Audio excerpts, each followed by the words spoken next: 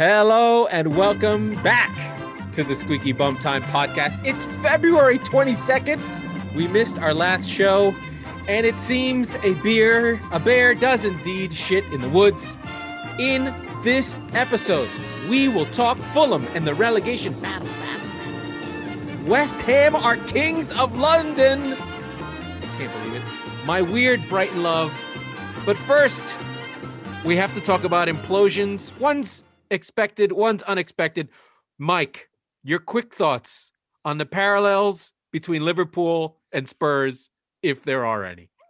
Yeah, they're not getting results. End of story, right? Like Liverpool's still pretty solid, but they're playing with an infirmary on their bench. So I'm not going to pretend and sit here that Liverpool deserve the results they're getting. But you know what? Full credit to Everton, because they came out, they took it to them.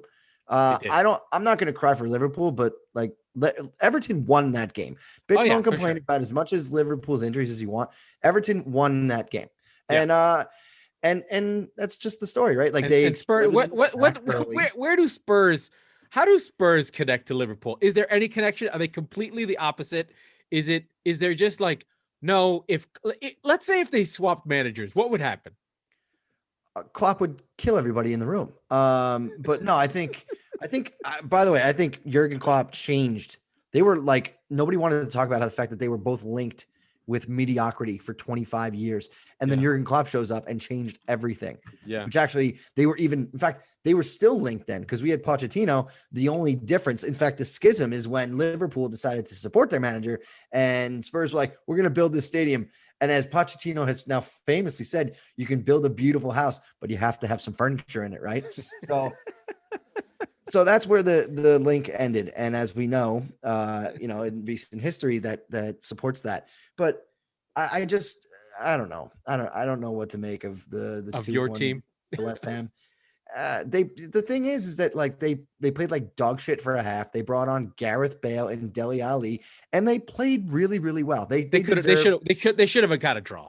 They should have gotten at least a draw. They hit the post twice and hit it hard. And I don't feel bad at all because you know what?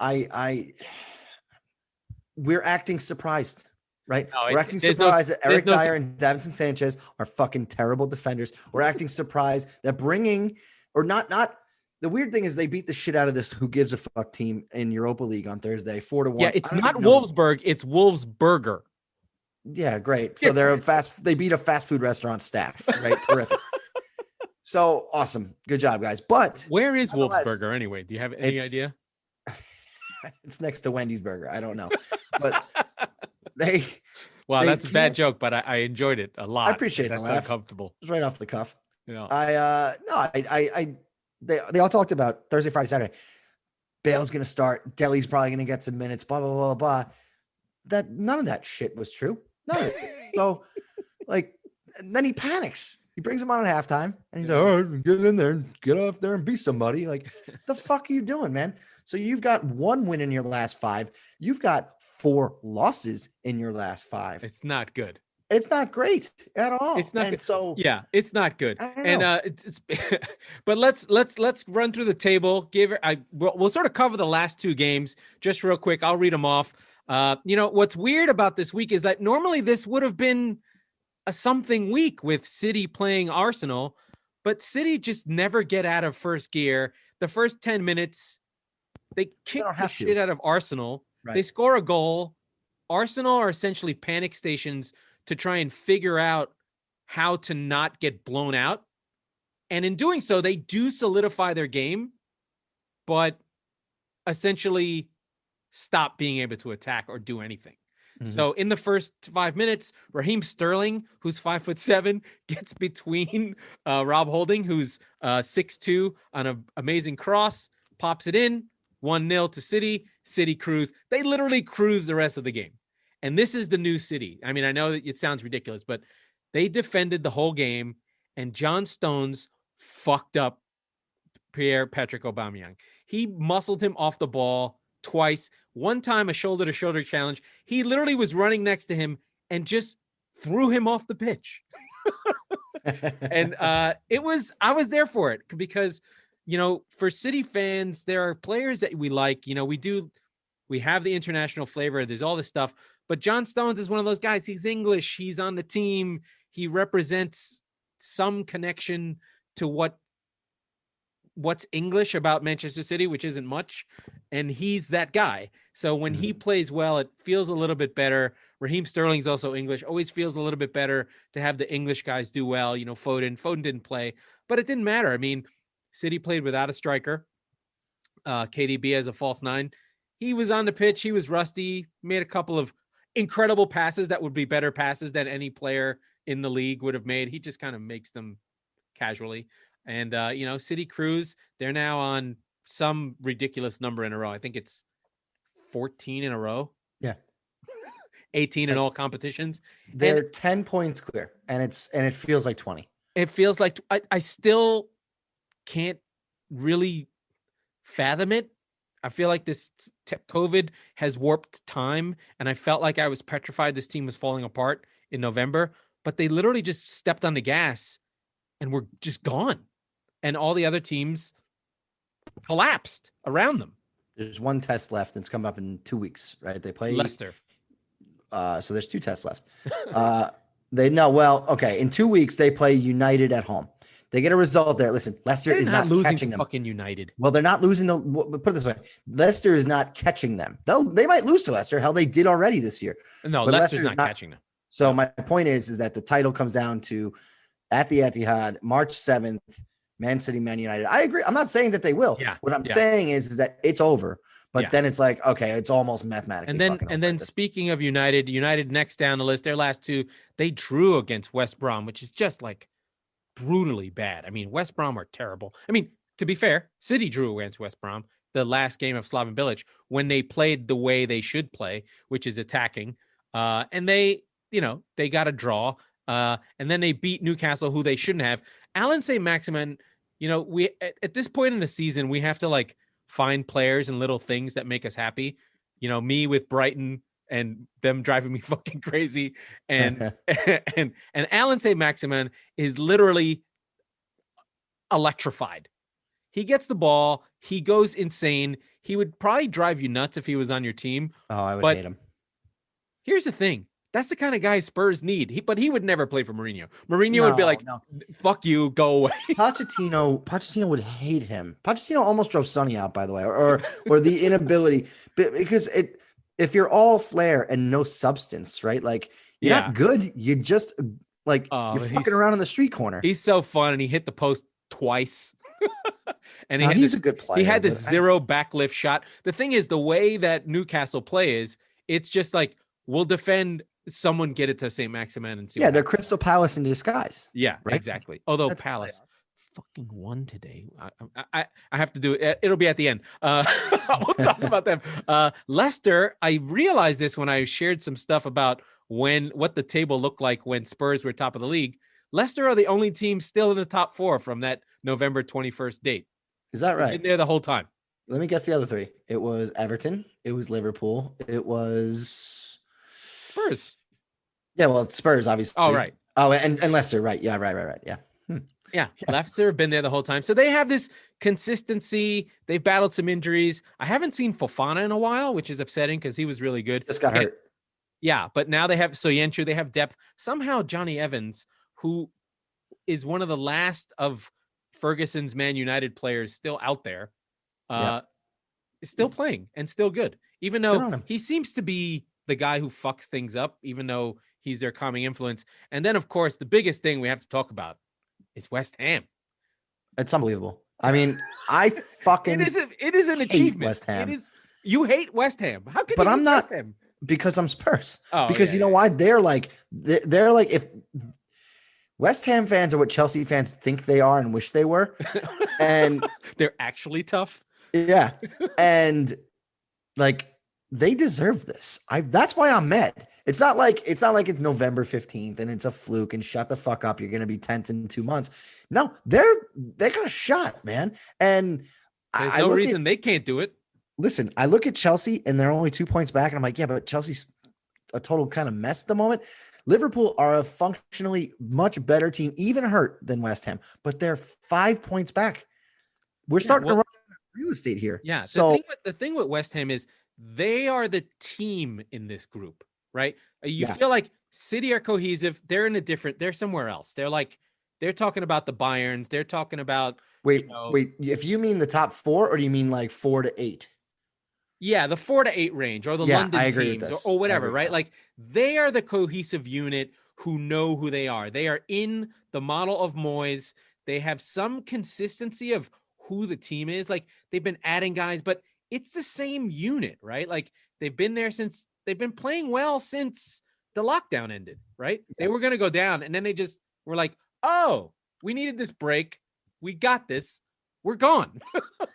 Right? They had to get rid of some of the dead weight. They had to get rid of some of the flash players. Like, gone is Anderson, gone is Allaire, relegated to the side as Yarmolenko. All the Pellegrini flash players where he was probably like, we need to play football, are like gone. And everyone's like, who can graft, who can run and play? So my guy Bowen, because I'm the number 1 scout for crap players in the championship. That's true. It's the only reason you're actually pretty good at fantasy, because you do this. And I'm like, oh, fuck. You pick a guy I've heard of, like, in passing, and I'm like, oh, yeah. So the next one is Ivan Toney. Keep your eye on him. Brentford is my team that I follow, and so they're there, and I just love it. I think they're like a good feel good team to listen to watch. But one thing that's interesting that someone made on a podcast on the Totally Football Show with whatever, the British one, the English one, they said, would they have been able to do this with the fans there? Because any moment that had gone wrong, maybe Moyes wouldn't have had time. Now, when they come back, it'll be fine. But could he have gotten to here? It had fans been there the whole time? Because remember, the first couple games, it was bad, and maybe there would have been some panic. I don't know. They literally trying to attack the freaking. They had riots. I mean, they're crazy. Well, they are, and although I think I remember, and when we had Jesse, my friend, on the podcast, right, our only guest aside from Aveline, that's fine. We didn't need a guest. Who needs guests? We were talking about it, and he said it was before the Spurs West Ham match, the famously 3-0 up with 10 minutes left. That completely changed their season and yours. It did. That was definitely the inflection point. But what he was saying was, at the beginning of the season, he looked at the fixtures and he goes, through 8 games, he was like, there's a possibility they have 0 points. So he was psyched about where they were then. So I think West Ham fans, if they had gotten off to a rougher start than they did, and they were in the stadium, I think they kind of would have been like, let's see how it goes. There's a lot of tough games between here and then. And they also would have had a little bit of Groundhog Day, right? Yeah. So now, but to be fair, they are riding their luck. Like, of the top 10 teams, of the top 4, they have the worst expected goal difference at 5.2. Leicester is 7.5. Chelsea and Liverpool both have really high expected goal differences, but they're not really there. They're really all packed together, and then City are just someplace else. They're just in another stratosphere of I don't even want to talk about City, but a lot of Liverpools are like early on. They've been declining a lot. Like, they've been dropping. And then we go on to Chelsea, who had their first draw. They had beaten Newcastle, but they're still not that much better. Like, they still have the same feeling of just like, okay, they have moments. Mason Mount does things. They're playing 3 at the back. Alonso's back in. The only thing of interest with this game was Tuchel bringing on Odoi at halftime and then pulling him at 75 minutes. Yeah. He did provide the assist that caused the penalty. So I didn't watch the game, so I don't know what he was looking for. I really tried in the replays to see if Odoi was loafing it.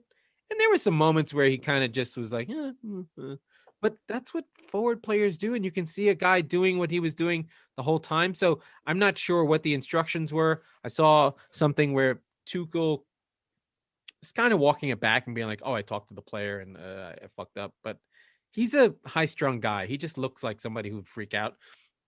And then, of course, as an American, everything has to be racism. So that was my thought. Maybe he singles out this one player that he likes. Who the fuck knows? It became a talking point. I doubt it's anything.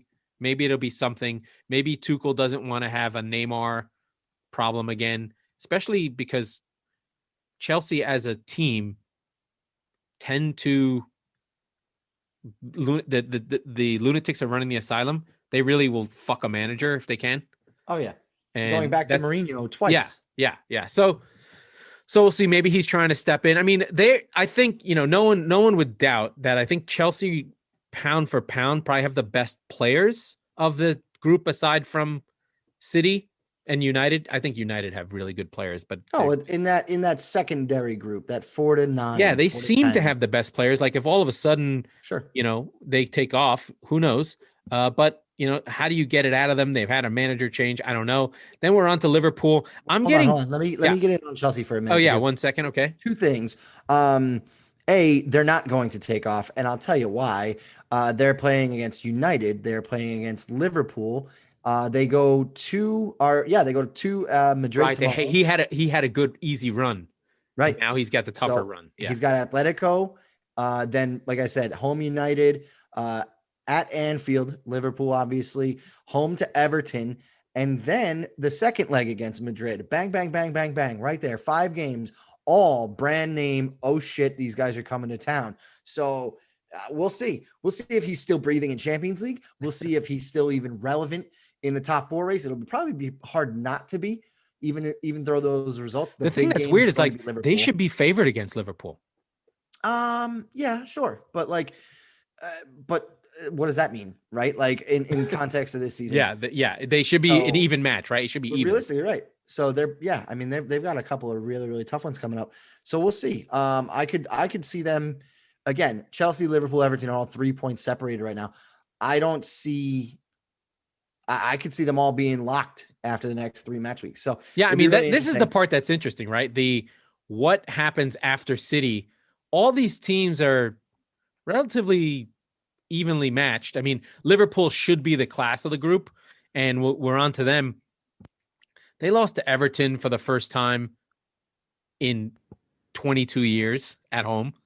They've lost 4 in a row for the first time since 1923, 4 in a row at home. It is like, it's not just a blip of them being bad. This is the part where I get frustrated. It's like they're getting a pass, and yes, they have had injuries, but my thing is like, okay, granted, like if I did the math, it would be like if Diaz, Stones, and Laporte went down. Right. Right.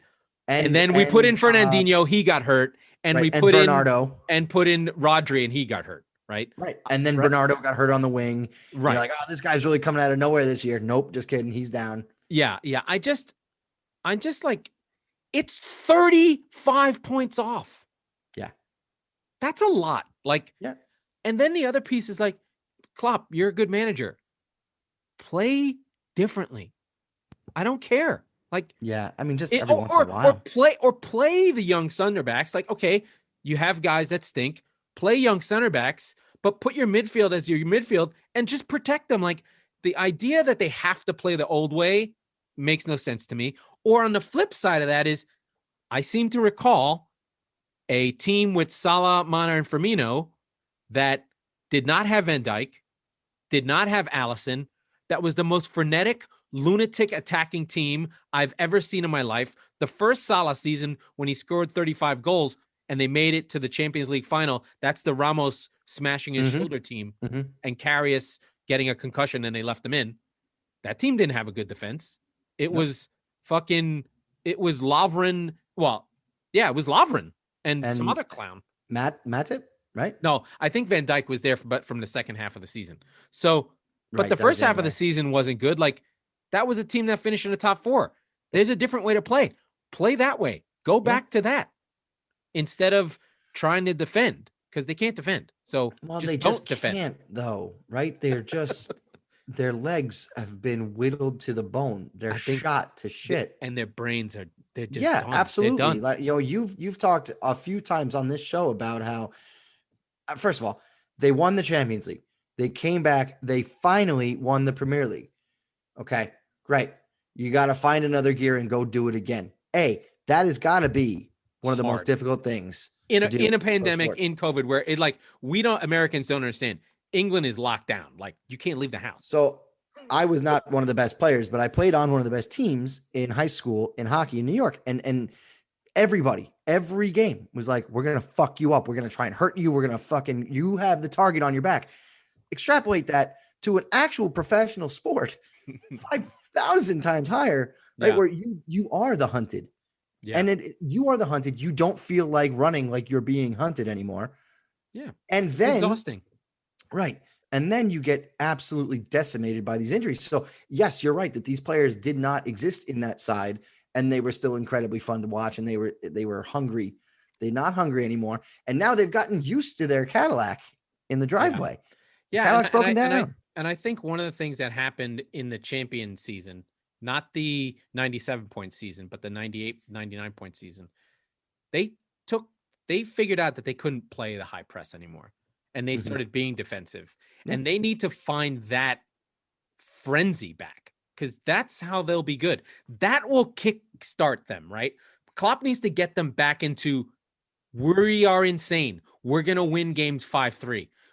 Because what they're losing by not creating chances, because they're not pressing, and Salah needs to score the 2 chances he has a game, and Mane needs to score the 1 chance he has a game for them to win. They need to be creating 10 chances a game. Right. And where they go frenetic, like put the young guys in the midfield, play a high line, be insane. Let Alisson be on his own. Lose 5-4. Fuck it. You're gonna lose anyway.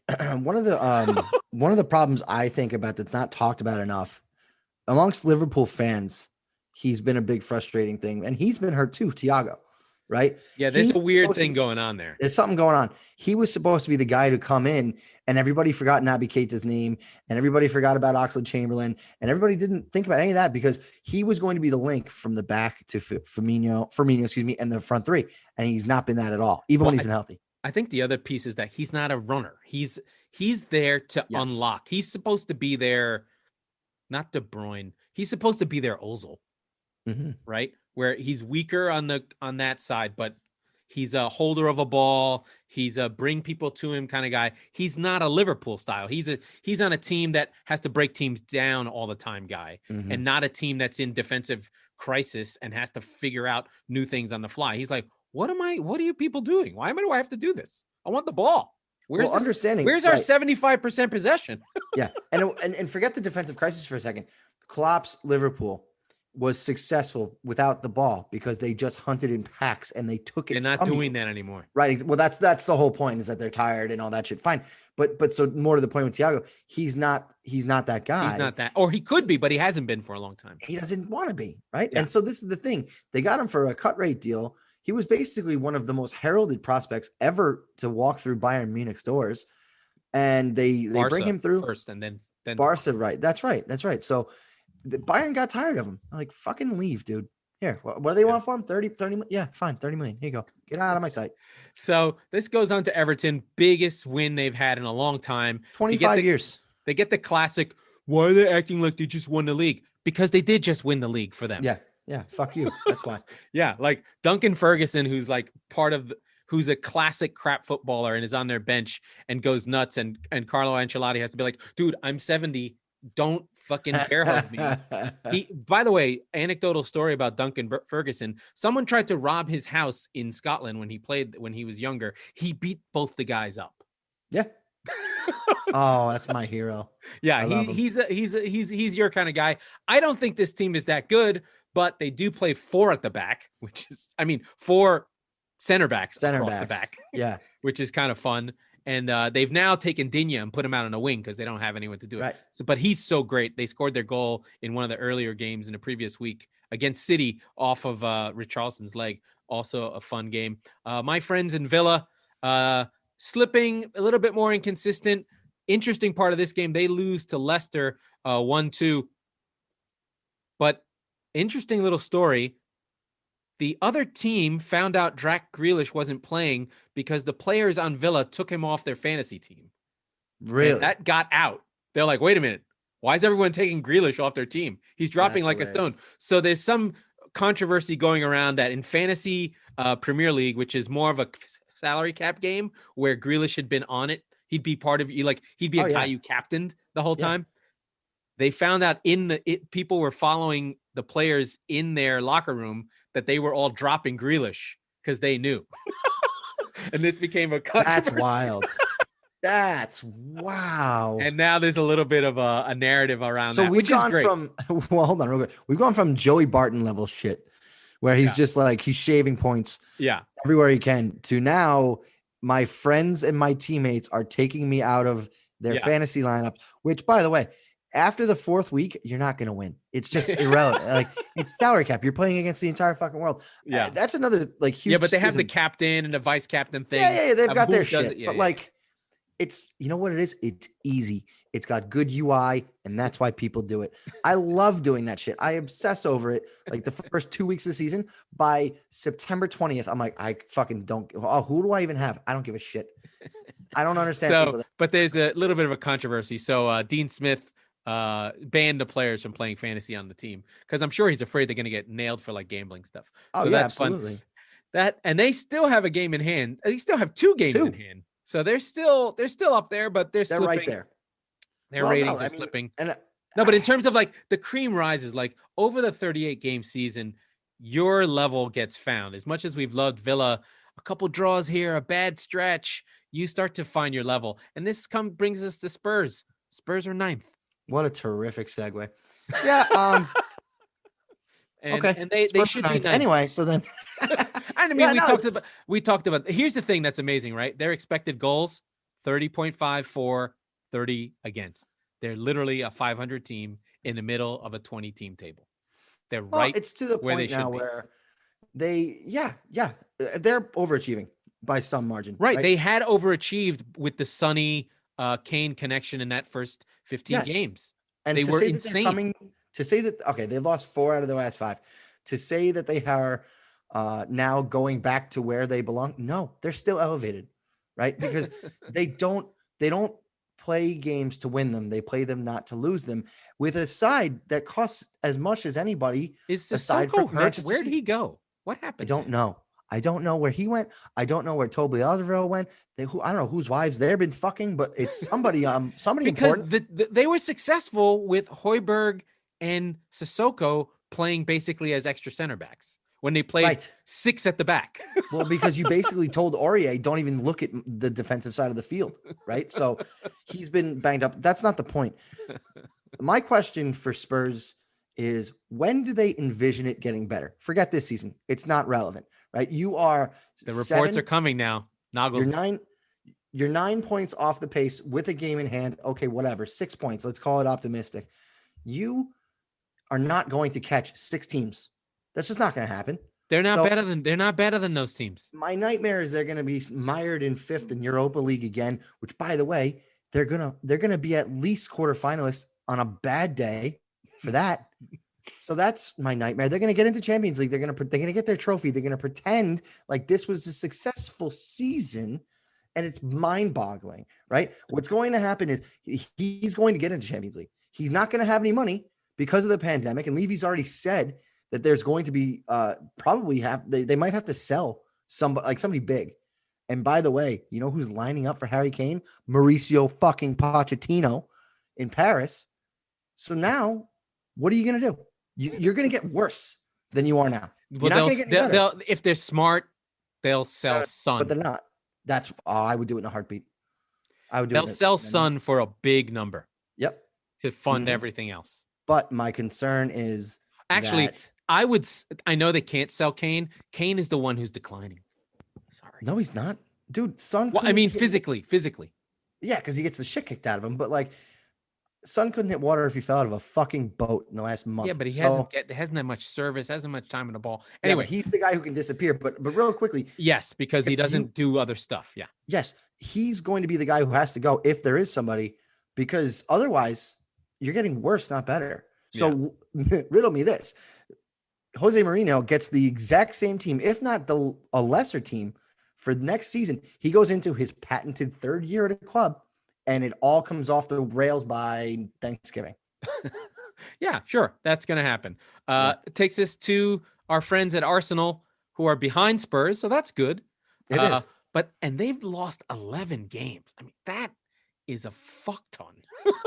You know, I've kind of written this season off, and I've been very frustrated by it, clearly. But we're having the worst season we've had in 10 years, at least, maybe more.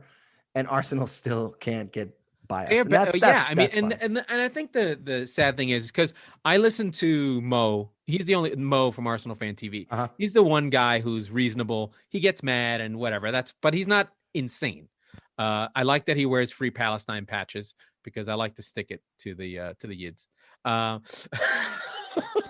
TV. I respect the effort. Yeah. And he was saying the mentality of the team is off, right? Like top 4 and a trophy is the minimum that someone who's an Arsenal fan should go for. So the idea that the team was like happy to not get blasted by City, that's how the fan mentality was. And I think that's how Arsenal played the game. Like when I talked about it on the top, they were in trouble. They didn't know how to deal with a false 9. City were all over the place. And Arteta was like, we just need to go man for man and just shut this down. The thing is that's crazy, and you can't really believe it, is that Arsenal have the 3rd best defense in the league. And you wouldn't think it. So, and that's the hard part, right? Like if Arsenal can get their offense clicking, get rid of Bellerin, try and figure out something about them. The real issue is that Arteta has had to be more defensive minded, because anytime he tries to open up, he gets blasted, right? You can't have Rob Holding and fucking David Luiz as your anchored defenders because they're bad. I have a dumb question then. Yes. If you are trying to play a specific style, and you're also trying to kind of display to the board and to the people who are controlling your ability to acquire players, why wouldn't you? Why wouldn't you play for fucking Leeds, right? Like just be like, hey, we need some defenders. I'm not saying exactly like Leeds, but like, right? Like, hey, this is what I need to do. And if look at the replay, let me show you this 5-minute clip where if we had a player who could fucking tie his own shoes here, then that goal wouldn't have gone in. Yeah. I don't know. But where they are right now, what do they have to lose, right? Yeah. I mean, that's the thing with Leeds is so fun. It just, I mean, they're in 12th, but hey, they got promoted. It's the same squad. They didn't buy anybody. Yeah. That's the middle class Patrick Bamford there. He's not in my top 10, so we can't really talk about it because they beat Wolves on Friday, which was an incredible game, up and down, classic Leeds. It was bananas. It was one of these crazy up and down games, but they couldn't get it done. But they're in a spot now where they're concerned whether Bielsa is going to stay, and I think if Bielsa leaves, Leeds are in trouble. Yeah. Like they'll be like, that team's going down because their defenders are really bad. Yeah. Then I have a lot of dumb questions tonight. I always have dumb questions. I'm just realizing it tonight. Yeah. Would a guy like Nagelsmann go to Leeds? No, he would go to Spurs. Yeah, I know, but fuck Spurs for a second. Why? Why wouldn't? Right? Like, if you're it's a big club, yes. If you, this is the that's the part you're on the right track. You're a hero. Yeah. If you want to, like, if a Benitez type, like when Benitez went to Liverpool, he transformed the culture of that club to make him a legend. And then he did the same thing at Napoli. He did the same thing at Newcastle. What he's not a good manager for is Chelsea. What he's not a good manager for is Real Madrid. That is bigger than the manager, that the heroics of your style don't work. But at a place like Leeds, to your point, if you can, you know what's weird? Mourinho would be good at Leeds, right? Like, no one likes us and we don't care style, right? Yeah, but it's Leeds. It's not Millwall, right? Like Leeds is a but Leeds is like Millwall. It's that fight. Even though that's the type of club that they like. They enjoy that. That's what they feel good with. That's why Bielsa's so weird. He's like, put them in a place where they don't know what's happening. They're like, oh my God. Right. But you've got the attacking talent there. And Bielsa's clearly, Bielsa reminds me of like a guy who's gotten old enough, like in the NHL, who now he's just zero fucks. No, he's a defensive coach instead of a head coach. He's like, you know what I mean? Like not Bielsa, excuse me. He'd be running the power play unit, not the fucking defense. Don't let him near the blue line. But no, I think if you had Nagelsmann who's like, hey, just, can we all right, we're gonna turn down a half a notch, okay? But we're still gonna do a lot of the things that you guys have been doing. Yeah, but it's much more controlled. What's happening? All these German coaches, they all have the same system, because if you've read, there's a book about the Das Reboot that Honigstein wrote, which is all about how Germany took the 2002 World Cup as a shame, a catastrophe, and literally went through top to bottom and rebuilt their entire youth system from the leagues to the top to the bottom, something the United States should do, but that's just not what we do. Should have done. Thought they did in 1998. They did not. But we kind of have in a weird way, because now we got really good players. But anyway, yeah, and they did that. It would be another one of those guys, right? It'd be Tuchel, Nagelsmann, Klopp. They're all Hasenhüttl counts. Counter-attacking, high pressing. They're all the same. They all play the same way. We should probably give some shrift to the relegation battle, which we're thankful that we have one. Because Fulham has unbeaten in their last 4 with 2 wins. They beat Sheffield. They drew with Burnley in and around them. And then we were praying and hoping that United would take care of business versus Newcastle, which they did. So now we have Fulham, 3 points behind Newcastle, and they play each other on the final game of the season. What? And there will be fans at that game. There will be fans at that game. That could be either a funeral or a procession or a parade. I would imagine if Newcastle do fall into the relegation spots, which I expect they will, Steve Bruce will get fired. Yeah. Because Mike Ashley is a piece of shit, and he knows if his team's going down, he'll try and rescue them. I don't know what the schedule is. I do know that Fulham have a tough run coming up. They had their chance to make hay, and they have been. And from the expected goals tally, Fulham should not get relegated. They stand better than Southampton, better than Newcastle, better than Burnley, better than Sheffield, better than Crystal Palace, and West Brom are indeed the worst team in the league. So, after 3 games, Fulham looked dead and buried. We probably, if you go back and listen to our things, we were like, they're shit. They rebuilt the team.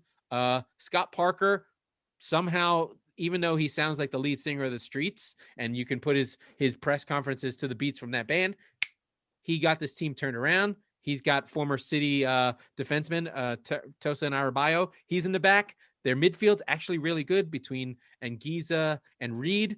They're flying. There's no reason to think they'll go down, right? They are good. I would expect Newcastle to go down. And then, of course, my beloved Brighton are pulling themselves into this thing with a positive XG. What the fuck is going on with my team? I shared with you and Chari.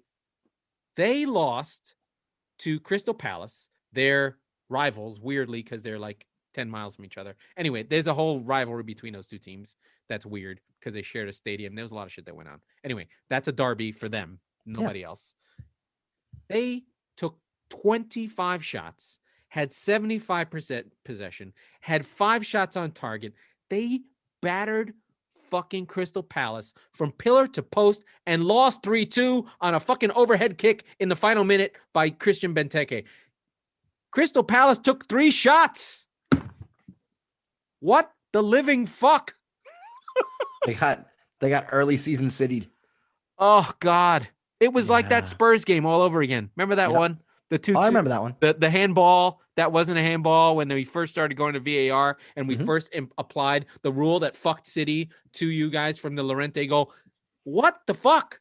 I can't deal with my teams that do this. So I'm obsessed with Brighton. I'll be watching them all season. They have only 5 wins, but 11 draws. Let's be very clear about something. So the listener, I'm just kidding. So the listeners, the 10. Yeah. There's 10 of them. I know there are.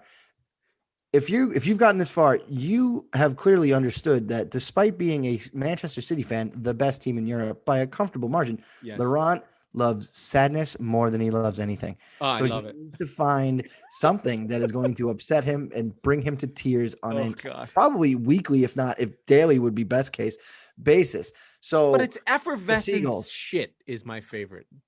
Okay, right? I love joy in the form of garbage. Yes, which is why we're friends. Yes. So I already have a backup team behind me, Brentford, who just dropped 2 in a row. They're the best team in the championship, but they're sputtering too.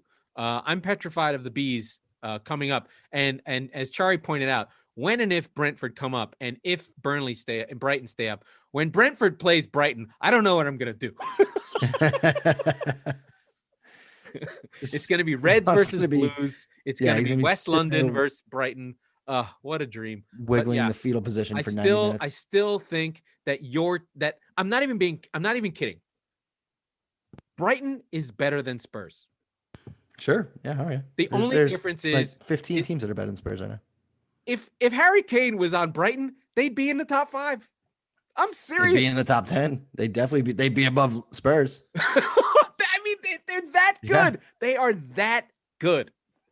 I don't know that. I think that's a commentary on Kane being good, but I get what your point is, right? Like they're one good striker away from just being a Premier League staple. Like Daniel Sturridge has no team. Will you fucking sign him? Why do they have Danny Welbeck? He's a striker who doesn't score. Yeah, I don't know that Daniel Sturridge is the answer, but nonetheless, right? Anything. A pulsing heartbeat. But you know how strikers are. You got to keep trying them until someone clicks and gets hot, right? Like, there's all sorts of famous weird strikers who've gotten hot. Like Papi Cisse for Newcastle scored 10 goals in 8 games, and Newcastle finished 5th with a negative goal difference. Yeah. No, I know. But the answer is not on their books right now. So, I mean, the answer is not on their books, and it's not Neil Maupay. I've had enough of that fucking French cocksucker. Number 10, undercover as a number 9, and he killed Gary Cahill. He's on the outside of the block. He nutmegs him, goes around him, and shoots, and just hits the side of the net. Like he had it. I can't with Brighton. I just have to stop. No, but you won't. Is that weird enough? Where are the Brighton fans? Come on, Brighton fans. Being sad about Brighton brings you more joy than being happy about City. And it's not even close. It's not even close. No, but the wins are so good. They are. No, I appreciate it. Where's Lewis Dunk? You know what? Spurs need Lewis Dunk. Everybody fucking needs Lewis Dunk. All right, folks, you can punch off Brighton on your Lewis Dunk bingo card. Spurs on your Lewis Dunk bingo card. By the end of this season, Laurent will have pitched Lewis Dunk for every team in the Premier League. And Graham Potter. And Graham Potter and half the teams in the Champions League who are going to be in trouble. So, anyway, I guess that should wrap it up. Folks, this was the return of the Squeaky Bum Time Podcast. We do this on Mondays and Thursdays, and I need it because it's my therapy, and Mike is my pastor. And I'm not paid well enough.